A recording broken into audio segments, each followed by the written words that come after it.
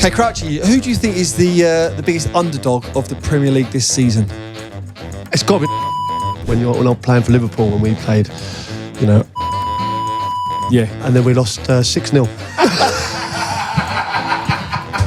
Will we ever see another Leicester City? You sucked me in.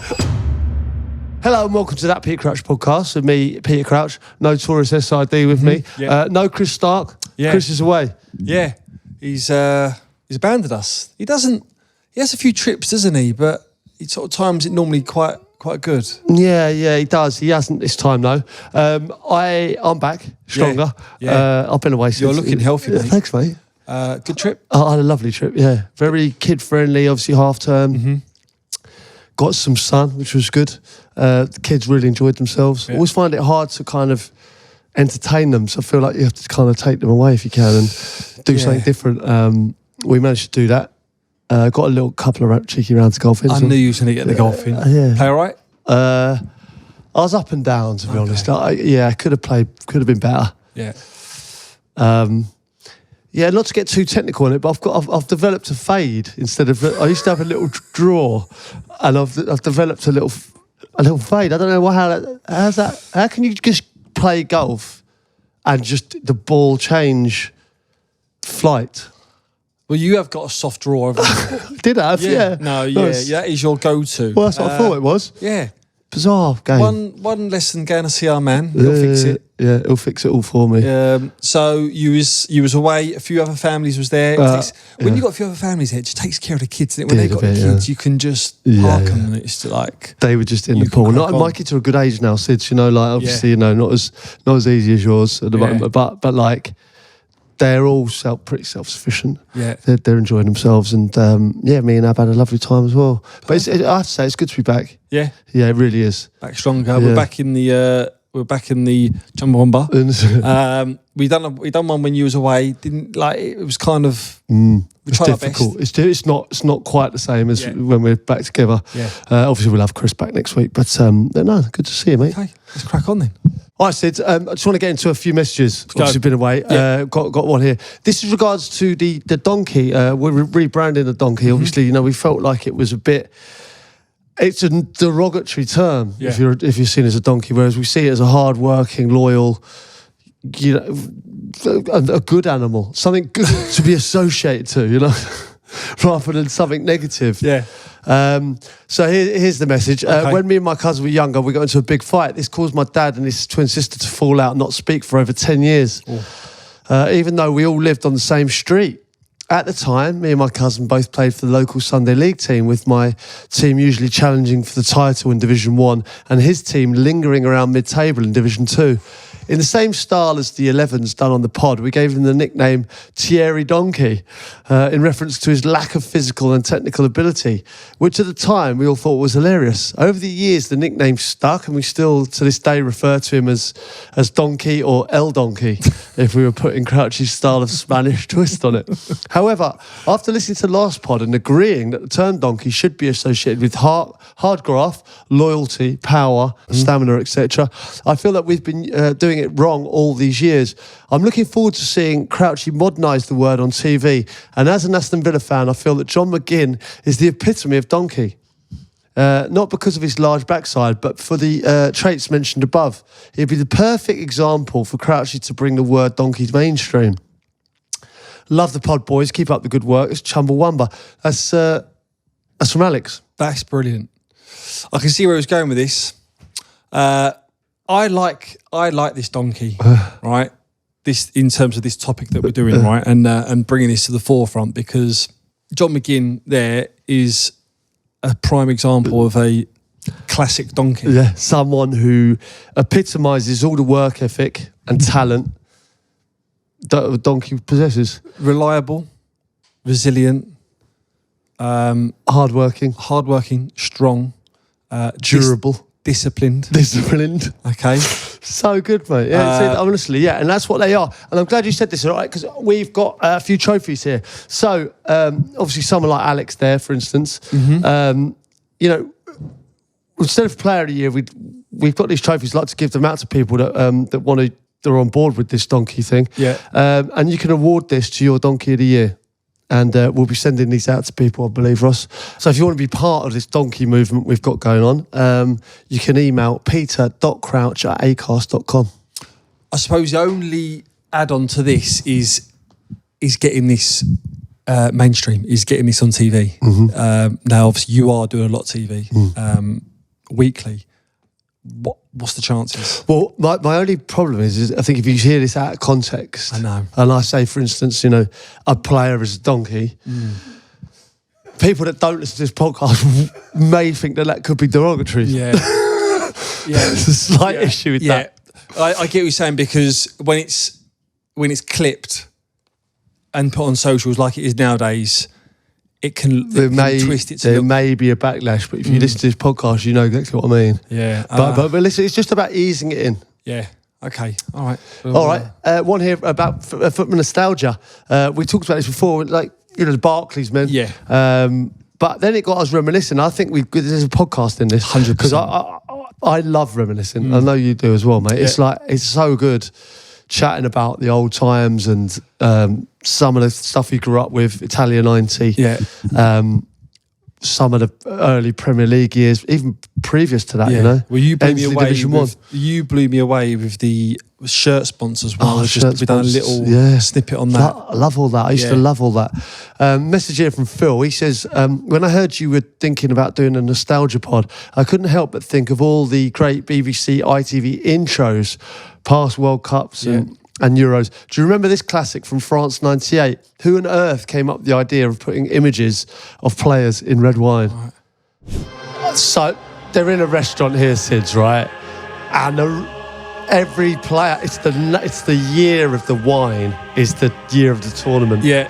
And we're seeing clips in bottles of red wine and in glasses of red.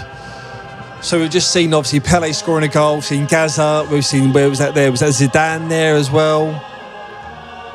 Oh, it's glorious. Look at the spread on that table. That is beautiful. And obviously the stained glass of the World Cup trophy in the ceiling. I just don't know if they make starts like that these days. Don't know if they can do it anymore.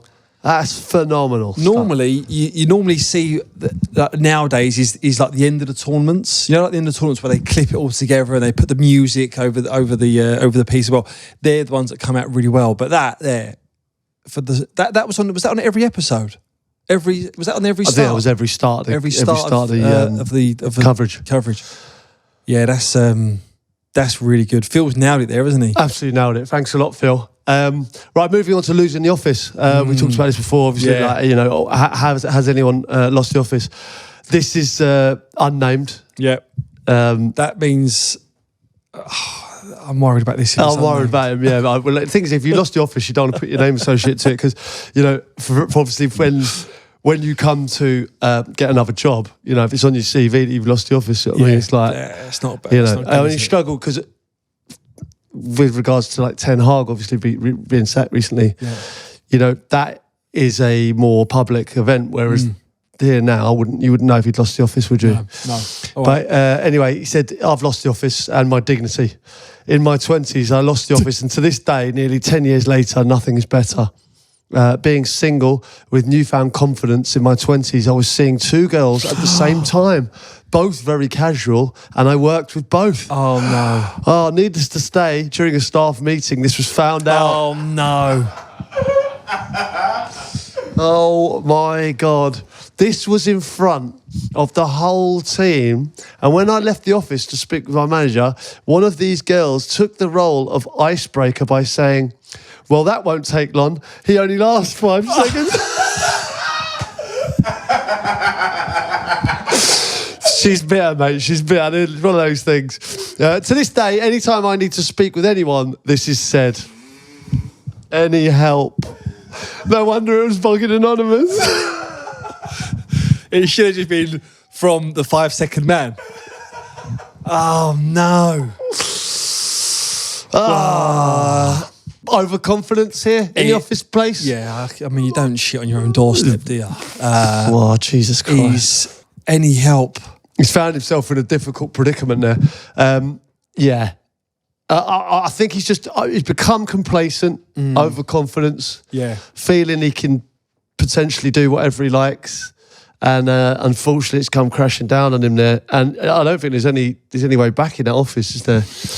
I don't know what sort of industry this is in, but most offices is it's a small space, isn't it? And it's no. I feel like things spread like wildfire as well. Yeah, and wherever he goes, I think this could follow him. You know, it could be even a whole different sector.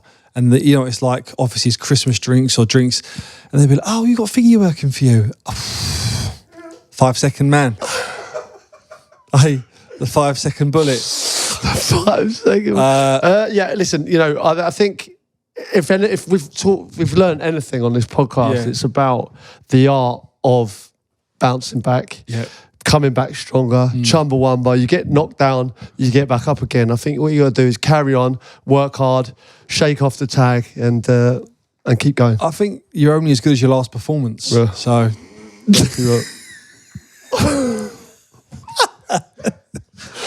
you're only as good as your last performance. Nicely brought back, So keep working hard. Just keep working.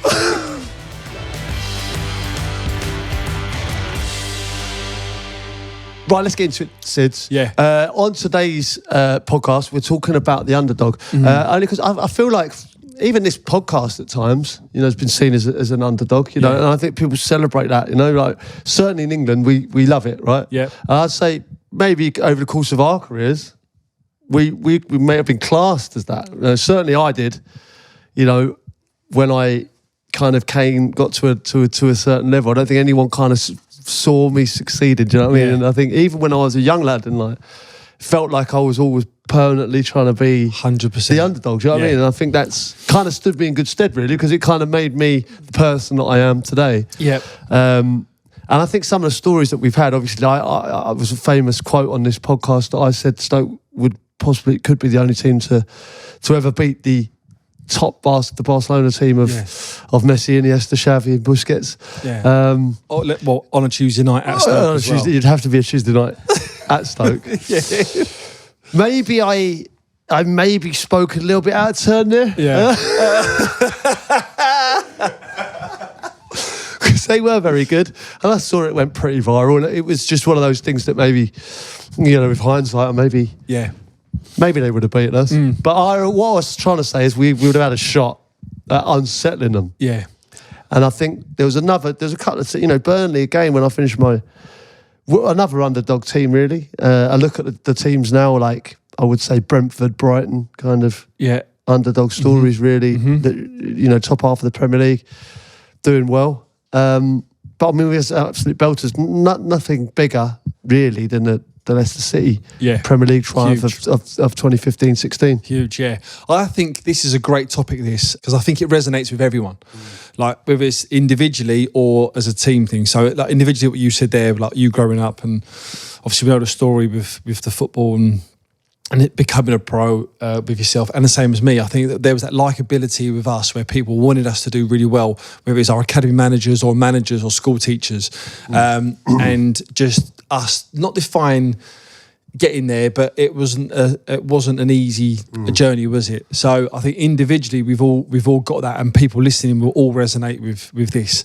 But teams, everyone loves the underdog story, don't they? I mean, my earliest probably memory of an underdog would have been Wimbledon, Liverpool.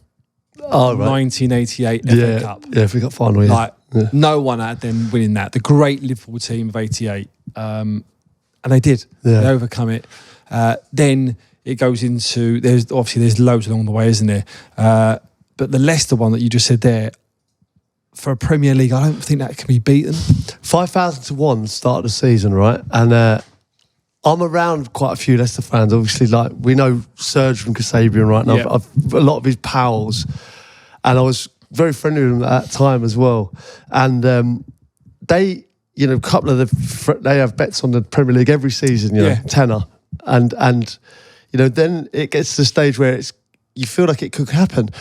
Where was it? Where was the point, did you think, personally, that they could do it. They're going to do this. You know, it was. I know exactly when it was when they went to Man City away. Right? Robert Hoof got the header. And like how you just that was. Is it the same for you as well? Yeah, exactly what I thought. Yeah, mate, they went there and popped them there as well. Like it was outrageous. I just see nothing like it. But it feels like the stars kind of aligned. Yeah. Robert Hoof left Stoke because he couldn't play in our team. He wasn't getting a game. Yeah. Goes there, and I did think it was a mistake letting him go. Obviously, I think he had more in him, and he was a great lad around the place.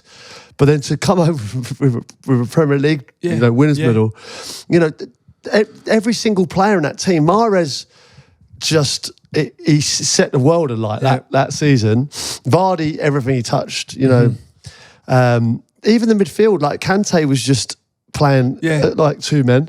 Danny Drinkwater was absolutely outrageous. Mark Albrighton, seasons of their career.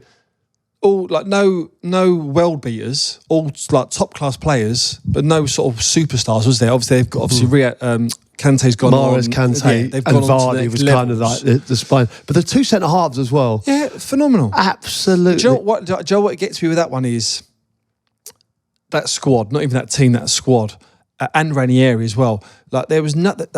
We spoke to the players. They didn't work on. Like there was no like set play, like patterns of play. There was no like it was though they won it just not off the cuff, but training was training like normal throughout the week. Ranieri again wasn't one to be massively tactical on it. It seemed like they won it off the pitch as well. They just seemed like they just gelled the whole season, and it was just if you actually speak to them now, it's like a blur. Like it just was. It was. They just enjoyed it week to week to week, and then it got to a point where they could win this, and they did. I think it's the greatest story I think I've seen. I think even when Blackburn did it, it was like you look at the teams that have won the Premier League. Yeah. With Manchester City, Manchester United, obviously Arsenal was dominant period. Chelsea had such a dominant period. Recent history, obviously it's changing a bit. Liverpool have won it, but I think Blackburn was one where you thought, oh, here we go, but they spent so much money. Yeah. Whereas Jamie Vardy came from Fleetwood. I remember going to watch him play. Kante, Mahrez, there wasn't a huge outlay. It wasn't all of a sudden someone's taken over and they spent money, but it wasn't like Blackburn did, where they bought a lot of the best players in the league. They came from absolutely nowhere. Yeah. No one saw it coming. No. Well, none of their fans. I mean, there was a few fans that put bets on, wasn't there? That's now stopped. I mean, I don't think you can get a 5,000 to 1 bet now because of them at the beginning of any Premier League season. So they for me, that story there is the biggest. Does that happen now? Can that happen again? No one said that would have happened, to be fair. Well, so that's the equivalent now of before a ball was kicked this season of probably saying, what, Palace will win the league? Yeah. Decent kind of infrastructure. West Ham. Good players. West Ham, Palace. Yeah, it would be the equivalent of that, wouldn't it? Before a ball was kicked this season, someone going, I'm going to put... Do you think the kind of teams now are too far away? I think of the top teams then. Yeah. Manchester City then and now. Yeah. Manchester United then and now. When Leicester won it, the other teams, they weren't obviously firing on all cylinders, was they? Just everything kind of fell into place, didn't it? Yeah. But like, what the thing is with me is like, when are they going to fall away? And I remember thinking around Christmas time, you think after Christmas that sorts itself out of the league, and then they just kept winning. Yeah. Kept winning. And I'm pleased because we know a lot of those boys in that team, lads. right? Some good lads in that team. Yeah. And I was obviously really pleased when they did it. And when we watched that, the clips where they in Vardy's house or something. when it was when they won confirmed. Yeah. Oh, what imagine. That there sums it up. You just want to be in there, don't you? Of course. And that's what I think resonates with certainly people from the UK getting behind kind of underdogs, and seeing it happen, and you want people to do it because you can't, especially when they're good lads as well. You kind of will it and want them to do it. I remember when Ivanisevic was a wild card in the Wimbledon, and went and won it. Everyone was behind him. Everyone wanted him to do it. I was going to mention the tennis sort of side of it because you get endeared to someone, didn't you? Because they're especially with a single sport, they are grafting, right? And they're getting to every ball, and they're fighting for it. And even like it's like a Rocky Apollo Creed moment where he's looking over, going, like, he's just not going away. Yeah. And they just keep going, and then the fans then you become like a local hero. Cult hero. Then you get the following. There was a Greece one in 2004. Just touching on that, I played with Georgi Karagounis at Fulham, right? He'd come to Fulham late. He was late in his career, about 38 at the time. And he was the captain of Greece in 2004. Good player. Great player. Yeah. Centre midfield, was at Inter Milan. He's a hero in Greece, okay? He missed the final, believe it or not. He scored the first goal of the competition, he said, against Portugal. And that put them in a mode where they're thinking, not that they could win it, but they could achieve something for Greece. And he said, obviously it was a boring one because they was quite rigid. They was hard to break down, hard to score against. They weren't like playing free-flowing football. But they did beat Portugal, France, Spain as well. They might have beat as well. So anyway, I thought they beat Portugal in the final, but he missed the final. I think he got suspended for the final. But he said afterwards, it was just like, how does a god? Oh, I can't even imagine, because I recently did a lot of the Olympiacos games. You know, like when they won it last season, the conference, wasn't it? Yeah. And they like when you see the atmosphere. And this is one club. When you see the atmosphere of those games when they win, it's just unbelievable. It's like Turkey, you know, like that kind of passion. Yeah. So I imagine what it was like when the whole nation of Greece win a trophy like that. Yeah. Well, consider that as well, because they wouldn't have even been in the bracket of even winning that. No. Like nowhere near it. Nowhere near it. Yeah. And I remember I was old enough to remember when Denmark won the Euros in '92. Yeah. Do you remember that? But you go through that team. That's some team they had. The I do Laudrups, remember that. Schmeichel. They had the kit. Was it an Adidas? Was it a free? No, it was the. Didn't they have the when they Hummel then? It was Hummel, but I remember the stripes. They had the stripes on the sleeves. John Jensen. Do you remember John Jensen, who came to Arsenal. Super Tash. He had like the great. But you were at Arsenal as a kid then when he was there, or were you too young? I was a young schoolboy there, and I was like 10, 11. Yeah, I'm going to try to think. Yes, that's 92, isn't it? Yeah, at Highbury, I was going to watch him. He didn't score many goals. Obviously, Schmeichel was instrumental in that, but Brian Laudrup, unbelievable. What a player. But Johnny Jensen, I think he scored in the Euros, didn't he? He might have got a couple. He scored a belter. I know he scored one of them. Yeah. And I thought, when Arsenal signed, I thought, his goal scoring, midfielder. Did he go after that tournament? Do you remember he didn't? I don't think he scored. He didn't score for ages, did he? No, yeah, I remember the goal. I was at Highbury with the goal that he scored. Curled it in the far post. Yeah, he called a belter in the far post. I remember the North Bank. Clear as day. I remember that. Yeah, he didn't score me, did he? But he scored. So he must have scored them 2 goals literally in the same year. No, it couldn't have been the same year. No, because he was at Arsenal for ages, wasn't he? He didn't score for ages. Yeah. So sorry, did he go to Arsenal after that? Straight after the Euros, wasn't it? I believe. Was it really? Yeah. Don't quote us on this because we don't have. We haven't got a fucking clue. But as I remember, it was '92. Let's cut us some slack. I was 11 years old. But you're right about him. The Arsenal one, 100%. Because I remember when he scored it, it was an outrageous goal, and everyone. I think it might be even been Wrighty or someone dragged him down, didn't they? That was it. Buzzing for him in front of the North Bank, absolutely buzzing for him. But yeah, like that's again. So you've got Denmark winning the Euros. We've got Leicester. Do you know Denmark as well? I just remembered Yugoslavia weren't entered into the tournament, were they? That's the only reason they didn't even qualify. So when Yugoslavia was being broken up, politics is not my fault. Oh, I know. Well, yeah. Apparently, Yugoslavia did break up. And the reason behind it, that was the reason behind Denmark getting in. You know, because the issues in the old Yugoslavia. Yeah. Brilliant. So, other ones here on the list, Wigan Athletic against Man City. Oh, yeah. FA Cup. Yeah. I mean, this obviously resonates with me because I've dined out on this a couple of times. Because the people were saying well done on scoring the winner. Yeah.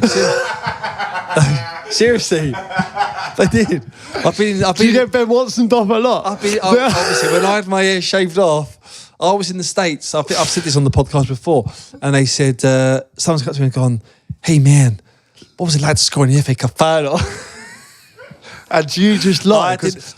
Me and Ad discussed this recently because we were in Tuscany recently. We met a couple from Texas. Yeah. And I just got on the fact that Ad was lying all the time to them. And I was thinking, why is she doing it? And then I was thinking, she's just having fun with people that haven't got a clue who we are or what we do, or you can just pretend to be someone else. Yeah. Did you do that? I did do that. Did you pretend to be Ben Watson? Ross has just put an image up. Wow. It was like, hey man, what was it like to score on the FA Cup final? In Man City. And I was in Austin, Texas. Austin, Texas. And I was like, I couldn't have the heart to say it's not me. So I was just like, one of the best things of my life, mate.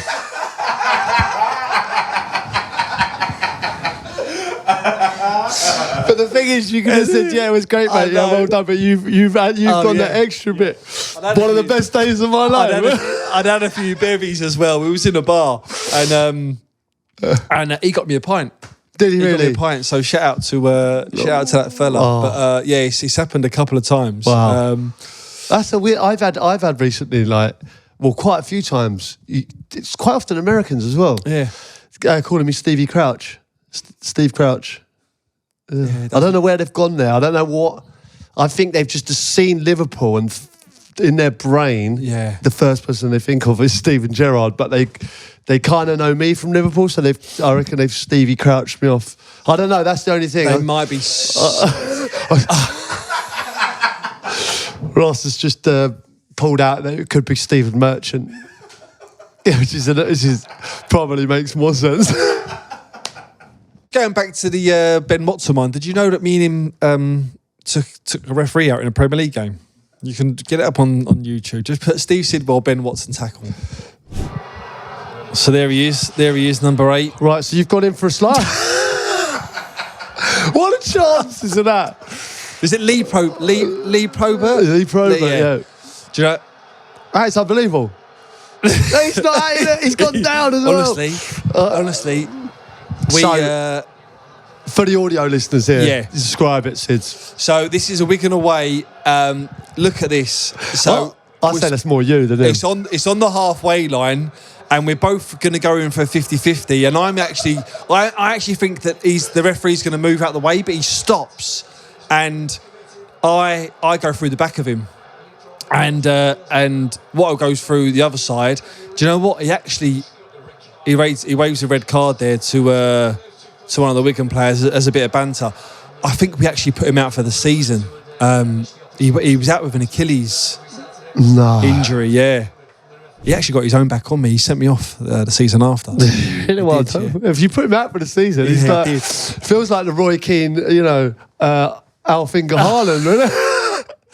He's been waiting a year for that. He was waiting for his time, and he got it back on me. No way. But to be honest, if I'm honest there, in that tackle, you're both going in wholeheartedly there. Yeah. But I feel like you're the one that done him.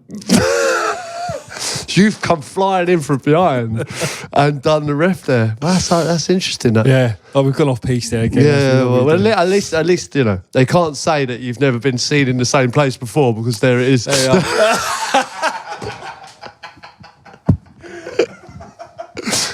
You and Prince Harry, on the other hand. I know you got Prince Harry a bit, to be fair. So, Pete, we've touched on teams and stuff that have been famous for the underdog story, but what about teams that you've played in? Has there been moments, one that's come straight to my mind was with Portsmouth versus Milan. Oh, yeah. Yeah, we tuned it up against a great Ace Milan. But even before even going into that, huge underdogs. Yeah, massive underdogs. Yeah, it was just it was good to be in Europe first and foremost. First time in Europe for Portsmouth, and it was going into that game. I remember obviously seeing Leicester's Maldini, Seedorf, Ronaldinho's, Inzaghi. They're some team. Yeah, but the way we were at Portsmouth at that time, I genuinely thought, we can beat these. It's the same with Tottenham. When I was at Tottenham, it's the same thing. We qualified for the Champions League for the first time. Yeah. And no one no one fancied us at all, but we knew how good we were. Yeah. But obviously now you look at it, right? We knew we had Bale up our sleeve, Van der Vaart, Modric, Huddleston, Lennon on fire. Our defence was good, like Ledley and Dawson. Yeah. Like we had a good team, but like no one else. It was like we just took the Champions League by storm. I felt like we could go on away in a San Siro again at Milan, winning there. We were battering teams in the group stages. It was just, we felt like we were invincible. That was in our little group. In the clique. Do you know what I mean? It's weird, isn't it? Because it often works when you're the underdog because the pressure's off. Do you know what I mean? Like you feel like, we shouldn't be here, or we don't deserve to be here, and we're here. People are thinking, we're just going to enjoy the ride. It was probably different for you when you was at Spurs, because there was still a bit of pressure, because Spurs is obviously a big club. But why does it work? Why do sometimes, like the FA Cup, for instance, the FA Cup is always renowned for the underdog story, isn't it? Yeah. And I think it's because there's just no pressure. So you're already expected to lose. So I agree with that, because I played on the other foot when I was playing for Liverpool, when we played, Havant and Waterlooville. Yeah. And we struggled, and they got nothing to lose. And we obviously won in the end. We go and lose to Barnsley, and it feels like you've got everything to lose as the big club. And I've played in a few of them. I remember losing to Coventry for Stoke, and Mark Hughes lost his job after that game. And you just think, like, we're struggling a little bit in the league. We've got a little bit of lack of confidence. We're going down to Coventry, and you're thinking, they're going to be on it. Yeah. Like, their life depends on it.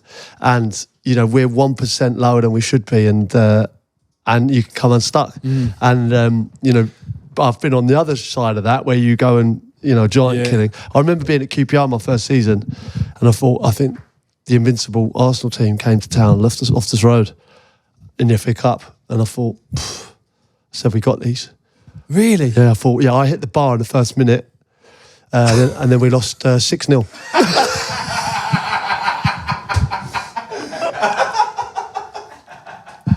Did you see me? I was getting closer and closer. You sucked me in. We got absolutely fucking battered. I was absolutely schooled that day. Tony Adams put me fucking in his pocket. I went, oh my God, this is a hard game. This is a hard game. I thought, it's championship. Yeah, we're flying there. We'll be fine. Fucking hell. That was a taste. I remember thinking, because there was a buzz around it, and for me, it was the first time I'd come up against, and I'm not joking, they played everyone. Bergkamp and Henry were up front. Vieira in midfield. Adams, Ashley Cole was playing. They played everyone. Yeah. And wow, that was a lesson. It's like they, like they go back to the FA Cup one there, because they put it on TV as well. So they're not stupid, all these like the TV crew. They know what they're doing. They want the upset to be there. Of course. And it's like it's all stacked up to go against you, isn't it? Well, that was some of the team talks you must have had them when you go down to lower league clubs. Yeah. And they said, like, the cameras are here today. Yeah. Why do you think the cameras are here today? Yeah. This lot, it's always this lot. Yeah. Everyone else thinks your potential giant killing, or there's supposed to be an upset. You got to get in the mind frame of you're not going to let that happen, But it's hard. It's mad, isn't it? Because a lot of people, and again, as a fan, we'd have spoken about this a load of times, is when you raise your game so much for one game, whether it be whoever, a league game against top of the league or a cup game, you win, and then people go, all the fans say, why can't I play that every week? Oh, no. Eh? I know. And it's like, but you see some of the atmosphere on those games, especially when you go down to like non-league level, when the big dogs, coming down to non-league level. It's such a special occasion. Yeah. And everyone at home, say, like for instance, Man City, with all the money they've spent back in our day, it would have been Manchester United or Arsenal. They go down to a non-league club, and just everything about it, like the fact that they're changing in port cabins, for instance, or something like that. That unless you're a fan of that particular team, the rest of the country is rooting for the non-league team. Yeah. And that's just how it is. And you want to see them enjoy themselves and have a great day out, because they won't have that again, or not often anyway. Yeah, we had that. My closest one was the season that we had at Reading, the first season that we come up. First time in Premier League history, and we knew that we was destined or tipped to go down, and we end up drawing with Man United that season. We drew with Chelsea at Stamford Bridge. We beat City. I think we beat Spurs. We end up finishing 7th or 8th in the Premier League in our first Premier season. Yeah. And again, you just reminisce going, every game, we knew what we had in the dressing room and even our own fans at home, knowing that we could win every game. Didn't matter who we played. Some games we obviously get played off the park, but most of the games we performed well and got a result. It's mad how it all comes together. But there are some amazing stories even in the Premier League. You don't have to win it for it to be an amazing success story. Remember when Ipswich, I think, finished in the top 6 in Premier League? You know, it's like Marcus Stewart, Matt Holland, that kind of era. Bolton did the same thing. It was like Bolton, they were absolutely flying. When Michael Ricketts was scoring goals, JJ Okocha, that kind of team. That was a mad team, and that was Kevin Davis. A hard team to play against. Yeah, they were flying. You know, there's been teams that have well overachieved in a season, and everyone enjoys it, and that's what football's about. And I think that's what's so amazing about protecting the pyramid, if you like. You know what I mean? It's like, because our relegation and promotion, anyone can go from anywhere to be anything that they want to be, and we do have to protect that. And I understand, like, now, you know, I think more than ever, like, certainly when the Super League came in, it became very much in the forefront of like our mind of like being nostalgic and protecting what we have, because it is special, and not a lot of countries, or a lot of, especially when you look at the MLS, for instance, it hasn't got that kind of history of relegation, promotion, teams that have gone right down to come back up, and the history and heritage of our football pyramid is special, and something massive, that needs to be preserved. Yeah. So what about your own teams that you've played in terms of like you personally? Has there been moments like maybe Liverpool where signings come in, but you might be my personal career? Like, so there might be times where you was sort of top striker at one point, then all of a sudden Liverpool can sign a few strikers, then obviously you're down the picking order. Is it then a case of the underdog where you've like, because obviously they're buying names, aren't they? Maybe Torres or. I felt like my kind of story is a bit underdogs, you know what I mean? Like, I think I've never felt ever kind of safe, but I think that's maybe kind of not complacent, do you know what I mean? Yeah. Because I've always felt like not everyone told me when I was younger, you don't look like a footballer, you'll never make it. You know, I had that all my life, and then it was all of a sudden, when I felt like I proved people wrong, it felt like it was kind of a bit underdog.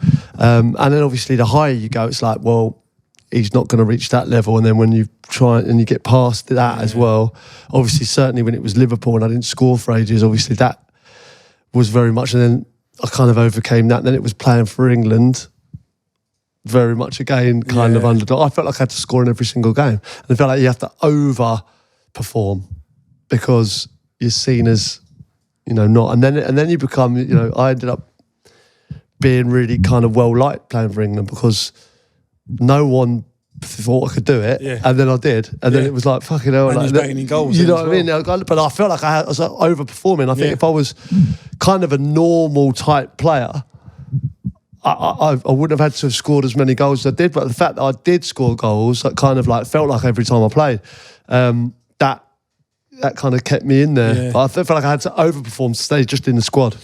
But that's a super strength, that is, though, because there's not many people that can do that, is there? Really, like continuously prove people wrong. Yeah, and prove it wrong. Like, especially like the top level, and like, there's so many stuff that you've done. Like when you sign for Liverpool, then whatever, playing for England, and then, you know, winning the FA Cup, whatever. Like, you're constantly always pushing yourself, and there's not many people, I don't think, that can store that and keep doing that season in, season out. But you must have had the same thing, Sid. So I don't think it's like, obviously everyone's got their own struggles, and like you look at, you know, for instance, Jamie Vardy, right? So like his career was non-league, and when he was playing non-league, Woody has said, I'd have won I'll win the Premier League and score over 100 Premier League goals, play for England.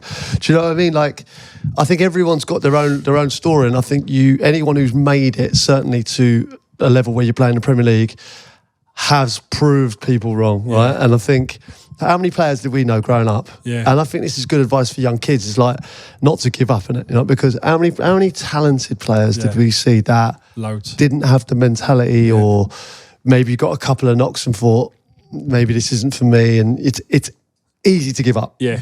And the players that don't, you know, not all of them, but you have to have that mentality, because you're going to get knockbacks, and that's life. Yeah. That feeling of always having to prove, because you're putting pressure on yourself before every game, in training every day, to prove yourself. But you mentioned on this podcast, Sid, that you even said yourself, you put so much pressure on yourself. Yeah. But that's why you had the career you did. Yeah. Well, both us. Most people. We're fucking brilliant, Sid, aren't we?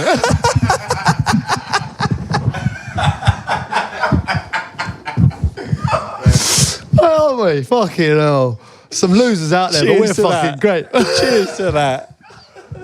All right, Sid, are we going to see, are we going to see a championship club, for instance, win the FA Cup? Are we going to see what you'd class as a smaller club in the Premier League win the league?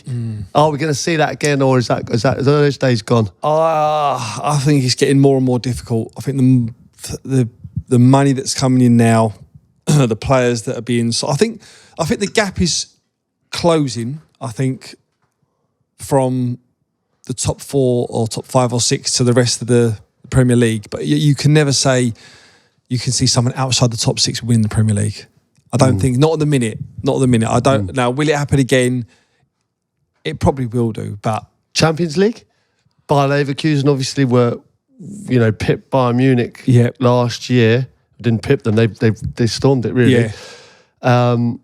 I still think there's great coaches and players out there and teams that could potentially win a European trophy like the Champions League, but it means so much to the big clubs that you can't envisage it, really. No. I can possibly see something in the World Cup or Euros. I can, because it's tournament football. It's, what is it, 6 games? Yeah. Like what Greece have done, just be rigid. You need a bit of luck to go your way, but I don't think in the course of a season, 38 games, 40 games, whatever league you're going to be in, it's a long time to do that. There's a trait for the underdog, right? And it's about being solid, isn't it? Yeah. Like, it's about being solid, soaking up pressure and being able to hit teams on the break. And that's why, you know, when I see a lot of the teams now playing a similar way, you know, open, expansive football, like, as great it is for the neutral, I do feel like there's something special about a team being dogged, difficult to beat. Yeah. You know, not every team has to play out from the back and be great on the eye. Yeah. You know, I think if the fans accept it, which I think at times Stoke fans did, for instance, and you go, right, do you know what? This isn't the greatest football. We're watching Premier League football here, and we're unsettling big teams, and there's a joy in that. Yeah. I think. Yeah. As hard as it was for me up front, sometimes 3 miles away from the rest of my teammates, like getting balls around your neck. You know, you haven't scored for a while because you haven't got hardly any chances at all. There was a real joy in going away to places and nicking a 1-0 and feeling like you've stolen it. You know, I remember going up to Man City, nicking a 1-0, Mamdouh scored it, getting back on the bus, and everyone looked at each other and went, how the hell have we nicked that? Yeah. And there's a joy, and imagine the fans going home from that game, and listen, we had probably 10% of possession. Yeah. But there's a joy in it, right? And I feel like it's nothing to be ashamed of. Not at all. Now, or even having spells in games where you've got them on the ropes. You know, like if they're 2-0 up with 10 minutes to go, then you score and you come back into 2-1, and then you're on top for the last 10 minutes. They batten down the hatches, but also fans love that. They're like, oh, we had them. We nearly had them. We had a go. Love it. Oh, love the underdogs. Right, Sid, we got any messages? Yes, mate, we have. This is from Scott. Afternoon, men. I had the big coat on at work for about 18 months. The company I was working for hadn't won a framework supplying welfare to contractors for about 2 years. I then won 3 in 3 months worth roughly 7 million in total to the business over 2 years. Big money. But he's got the big coat on there. So literally every time I open my mouth to suggest something or give my point of view, the sales director was fully up my hoop. Up my hoop! No, that one for a while. Telling the sales team he wishes he had more of me or any of my functions, I'll be the first one on the guest list. I just sit there with a big fucking smile on my face, as smug as it gets. Yeah. So fast forward 6 months, I've now left the business because they took the big coat off me and they gave it to the new lad who come in on the big bucks. Oh. I went from Matty Everton to Mark Wilson in one hire, bastard. So the big coat, do you want to elaborate on the big coat? Yeah, the big coat's obviously with Tony Pulis. You know, he said, you're too good to train. Get the big coat on, put your flip-flops on and come watch training with me. Too important to train with these Muppets, basically. So and we've all been there when you've lost a game and the manager singles you out. Why can't you be more like Steve Sidwell? Yeah. Look at him, running, putting tackles in, getting on the ball. You know, the rest of you, Herberts, you know, letting us down, basically. And you do say, and although you've lost, you take some pleasure in being the only one that put it in. Yeah. And I think he's had the same thing, and he's struggled with it, obviously, because what's happened is it's his Torres moment, isn't it? It's Torres has come in, and you've had to sit on the bench and watch him for a little while. He's coming on on a few quid, and you can't even complain because he's got 25 goals in his first year. So you move on, and I think he's done the right thing. He's moved on. He's seen it early, and he's moved on. I love and I'm sure Matty Everton to Mark Wilson analogy as well. Unbelievable. That was very good. All right, another one here. Hi, boys. Work in a gym. We had a change of management just over 2 years ago. The guy that left was great. Everyone respected him, and we had a good unified team with a real positive atmosphere. Since the change in management, respect has disappeared. Most of the team of 17, 2 or 3 exceptions, are not having him. He is incompetent, loves to micromanage, and it's safe to say he has lost the dressing room, or in this case, the gym. Me and a couple of the other football fans called about 6 months ago that he's lost the dressing room, and we've come up with a lost the dressing room 11 or a workplace unrest 11. Brilliant. You got Jordan Pickett Lineford, Per Mertesackey, Dan Burnout, Jonathan Overdelegate, Chris throwing in the towel, Sean Long No Staff, Mark No Overtime Mars, Steve Strikewell, hey. Stress Fabregas, Hung Minimum Wage Son, Les Work Demand,